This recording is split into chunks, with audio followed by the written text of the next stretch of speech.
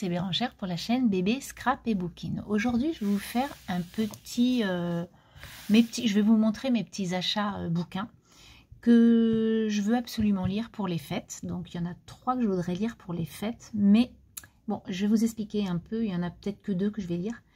Et puis après, je me suis acheté 2 bouquins parce que je voulais absolument les avoir dans ma bibliothèque. Donc tout d'abord, je me suis acheté ce livre qui s'appelle Le Cerf-Volant de Laetitia Colombani.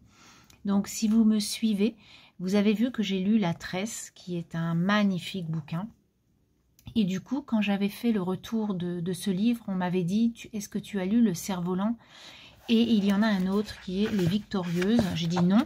Et on m'a dit il faut les lire. Si tu as aimé La Tresse, tu aimeras aussi ces livres-là. Donc du coup, j'ai écouté les conseils des filles qui m'ont mis des petits avis. Et voilà, je me suis lancée à acheter le premier qui était donc Le Cerf-Volant. Donc c'est un petit livre hein, qui fait 200 pages. 220, ouais, 230 pages. Donc ça va aller quand même extrêmement vite. Je vous lis donc le pitch, si ça vous intéresse. Brisée par un drame personnel, Léna abandonne la France et son poste d'enseignante pour partir en Inde, au bord du golfe du Bengale. Un matin, alors qu'elle nage dans l'océan, elle manque de se noyer. Une fillette qui jouait au cerf-volant court chercher de l'aide. Comment la remercier? Âgée de 10 ans, la petite travaille dans un restaurant et ne sait ni lire ni écrire. Entourée d'un groupe de filles du village et de leur chef, la tumultueuse Pretty, Léna se lance dans un incroyable projet, fonder une école. Pour tous les enfants du quartier qui en sont privés. Au cœur d'une Inde tourmentée, commence une aventure où se mêlent l'espoir et les désillusions, la volonté face aux traditions et le rêve de changer la vie par l'éducation. Donc Marie-Claire dit « Un hymne puissant à la sororité ». Le Parisien dit bouleversant, un très beau récit sur la reconstruction et le don. Et le Figaro littéraire dit un roman généreux et courageux sur l'émancipation des femmes. Donc ça doit être vraiment un bouquin très sympa. J'ai hâte de lire ce petit livre qui m'a l'air vraiment sympathique. Et Laetitia Colombani, j'ai adoré La Tresse, donc je ne vois pas pourquoi je n'aimerais pas Le Cerf-Volant. Donc, on va lire ça. Ensuite, hein, j'ai voulu, donc comme je vous disais, prendre des bouquins pour les fêtes parce que je voulais absolument lire des livres faits pour les fêtes de Noël. Donc, du coup, on a le premier qui est donc Noël en péril à Santa les 2 sapins de Karen Ponte qui est édité à Fleuve Édition. Donc, je vais vous lire le pitch. C'est un livre qui ne fait pas non plus beaucoup de pages, je crois. 217 pages en tout. Donc, ça va aller très, très vite. Et puis, j'en ai eu beaucoup d'avis super chouettes. On rigole, on est dans l'ambiance de Noël. Donc, je voulais vraiment me faire mon avis personnel. C'est la panique à Santa les 2 sapins. La fabrique de boîtes à musique est à vendre et un inquiétant industriel s'apprête à la racheter pour la transformer en usine de confection de plats tout préparés de Noël. Un comble pour le village dont toutes les traditions et la raison d'être se trouvent menacées. Mais c'est mal connaître les habitants de Santa les 2 sapins qui ne se lassent pas... Oh, bah dis donc qui ne se laissent pas abattre si facilement. Et quand Pauline, David, Mehdi et les autres se mobilisent pour réunir la somme d'argent nécessaire au rachat de la fabrique, ça promet. De bonnes crises de rire. Go, Santa les 2 sapins, la malbouffe en tube n'en passera pas. Donc voilà, Karen Ponte, c'est quelqu'un avec qui on rit en fait. Hein. C'est comme c'est écrit là, la reine de la comédie de Noël à la française. Donc je veux absolument lire ce livre et passer un bon moment à Santa les 2 sapins. Donc voilà mon deuxième bouquin.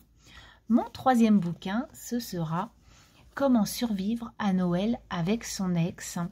Donc aux éditions Hugo Poche de Ludo de Boer. C'est une new romance, donc bon voilà, une petite romance, j'aime bien. Du coup, il fait 350 pages, donc bon, c'est déjà pas mal. Et puis voilà, comme je vous dis, pour les fêtes, ça peut être très très chouette. Alors attendez, qu'est-ce qu'il est? Il est chroniqueur littéraire Ludo de Boer. Le petit monde de Ludo, qu'il partage depuis de plusieurs années, ses lectures coup de cœur Et c'est son goût du livre qui lui a donné envie d'écrire à son tour Comment survivre avec son ex à Noël. Et c'est son premier roman et il vit en Belgique. Donc je vais vous lire le pitch. Comment survivre donc à Noël avec son ex? Tu viens accompagner cette année? Noël approche. Manon doit rejoindre la maison familiale dans quelques jours et le message qu'elle reçoit de sa mère n'annonce rien de bon. Déterminée à ne pas subir les éternelles remarques de ses proches sur son célibat, elle suit enfin les conseils de sa meilleure amie, choisir un faux petit ami sur undettepournoël.com. Mais le jour J, son fake boyfriend, si parfait, est malade et c'est seule qu'elle s'apprête à retrouver les siens. Manon pensait que cette journée ne pouvait pas plus mal commencer jusqu'à ce qu'elle tombe sur Julien, son ami d'enfance et surtout ex-petite amie, qui s'apprête à prendre le train qu'elle a à destination de Froidieu, leur village d'origine. Décidément cette année, Noël s'annonce plein de surprises. Julien se l'est promis cette fois, il ne laissera pas passer sa chance. Donc bon, on voit un peu comment ça va finir. Voilà, c'est une new romance. Donc voilà, très sympa. J'en ai entendu que du bien aussi sur les réseaux, donc j'avais envie de lire ce livre. Aussi, je me suis acheté celui-ci, Noël à la charmante librairie des éditions Pocket de Jenny Colgan. Donc apparemment c'est pas mal, sauf que quand je suis allée chez Cultura, j'ai entendu dire que ce n'était pas le premier et apparemment ce serait presque une suite. Alors je voudrais voulu savoir si quelqu'un le savait, si c'était vraiment une suite de livres ou est-ce que je peux le lire tout seul, parce que peut-être qu'elle a fait plusieurs trucs, mais j'ai même pas vu... Alors celui-là il a l'air bien aussi, Noël à la confiserie de Rose. Je sais pas trop, donc si vous savez... Parce qu'il y a aussi un truc à la charmante librairie. Enfin, il y a plusieurs choses à la charmante librairie. Et je voudrais pas me spoiler des choses s'il y a déjà 2 tomes avant, quoi. Mais il n'y a rien d'écrit, il n'y avait pas écrit quand j'ai vu l'image. Et puis Jenny Colgan, apparemment, elle est pas mal. Donc, je me le suis pris. Je vous lis le petit pitch. Noël à la charmante librairie. Carmen pose ses valises chez sa sœur Sophia en Écosse pour passer Noël. Mais ce n'est pas vraiment de gaieté de cœur. Elle vient de perdre son poste dans un grand magasin et retrouver sa sœur à la vie parfaite ne la réjouit guère.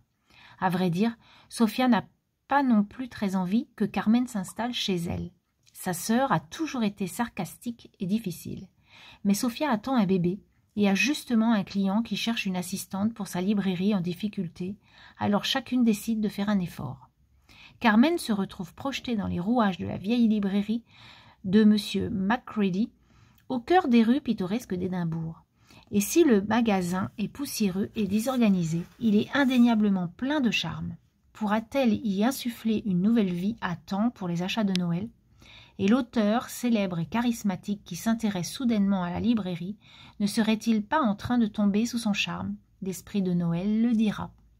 Voilà, donc je trouvais que c'était pas mal.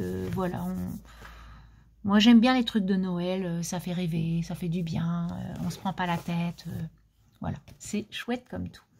Et enfin, vous le verrez donc dans ma vidéo du mois de janvier, enfin mon journal d'activité du mois de décembre. Je suis allée dans la plus grande librairie de France, qui est à Bordeaux, qui s'appelle Mola, la librairie Mola. Et du coup, je me suis acheté un livre. Donc, la librairie Mola, elle est comme ça. Et je me suis acheté Rita. Je voulais absolument m'acheter ce livre depuis un petit moment. Et puis, c'est l'occasion qui a fait que je suis tombée dessus. Je vais aller, je me le prends. Donc, Rita, c'est de Marie Pavlenko.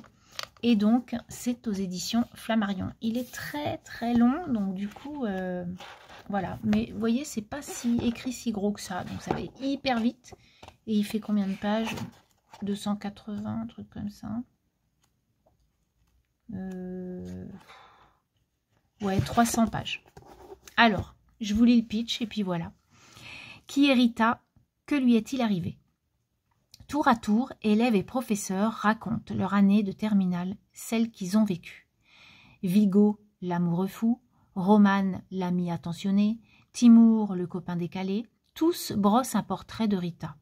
Une ébauche tendre, mais dramatiquement incomplète. Car si leur histoire disent l'amour, le désir, l'amitié, Chacun avoue aussi être passé à côté du drame. Personne n'a rien vu venir.